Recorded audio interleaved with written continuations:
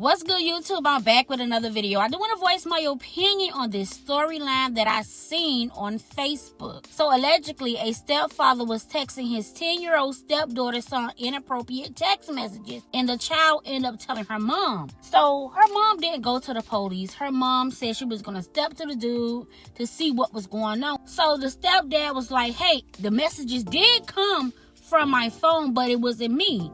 He accused his homegirl of texting the kid those messages. Now, I'm going to insert the messages and I'm going to slow it down because he also inserted the text messages between him and a 10-year-old stepdaughter. Now, a lot of people on Facebook is saying that the man was grooming the little girl.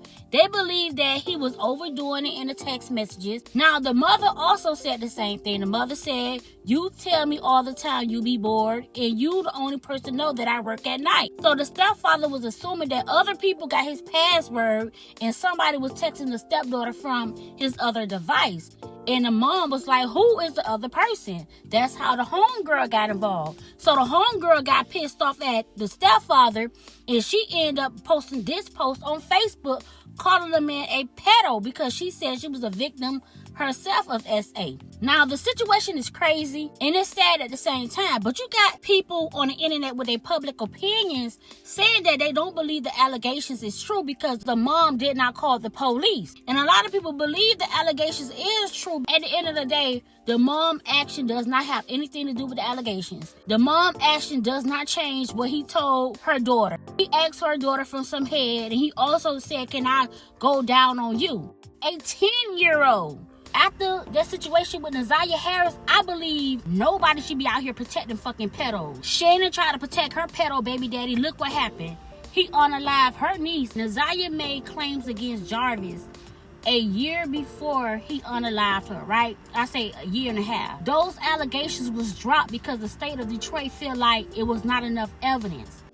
The same situation happened with CMR.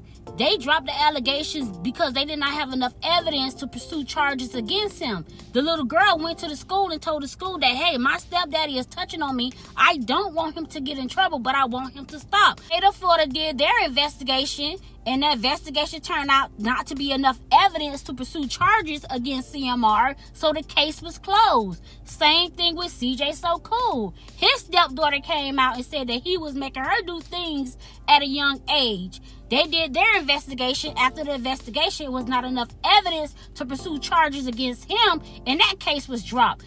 Just because a case is dropped, that doesn't necessarily mean that the person is innocent. Nazaria Harris' situation is a prime example of the criminal justice system failing these kids. You know, I'm not saying that kids don't lie, everybody lie, but I feel like there's no reason for a child to create some big allegations on somebody, saying that somebody touched them.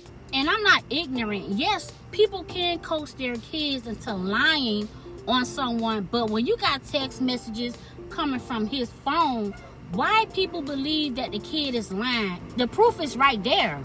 And again, I'm not saying that every child always tell the truth, and I'm not saying that every male is a pedo. You know, I do believe that people are innocent, and I understand that a lot of people feel like people are innocent until proven guilty, but how can you put your trust and belief in a broken system that constantly failed kids? They even fail grown-ups. The system is broken. Before I end this video, I do want to share this story of this young man right here who looked very innocent. So during the investigation, they had a search warrant to search his home and search his computer and phone.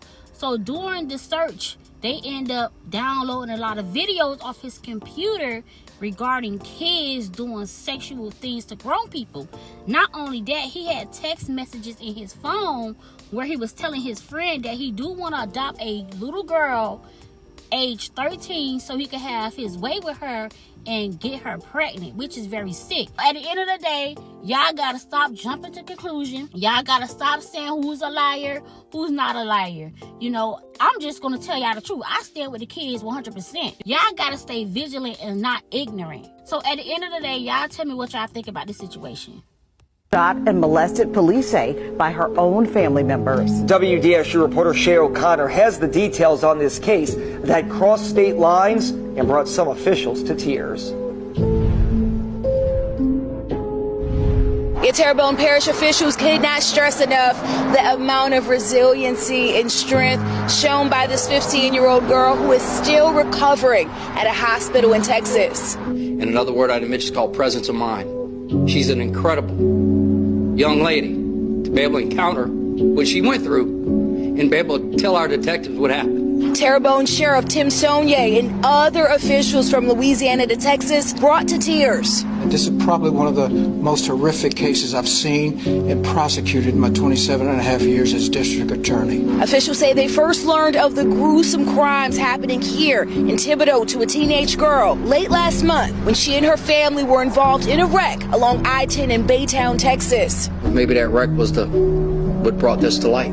Deputies there noticed the girl was not just hurt from the accident. We wish both physical and psychological healing for the victim of this horrific crime. She had also been suffering from gunshot wounds to the chest and face. The upper part of her body also severely burned. Texas police arrested her mother's fiance, Terrence Washington, who had been driving the vehicle and had a gun. The mother of the girl, Latanya Ann Harris, was first brought to a hospital for her injuries from the wreck. Through the investigation, detectives learned that mid-February 2024, the juvenile female was burned after Latanya Harris had learned of a sexual assault committed on the juvenile by her fiance.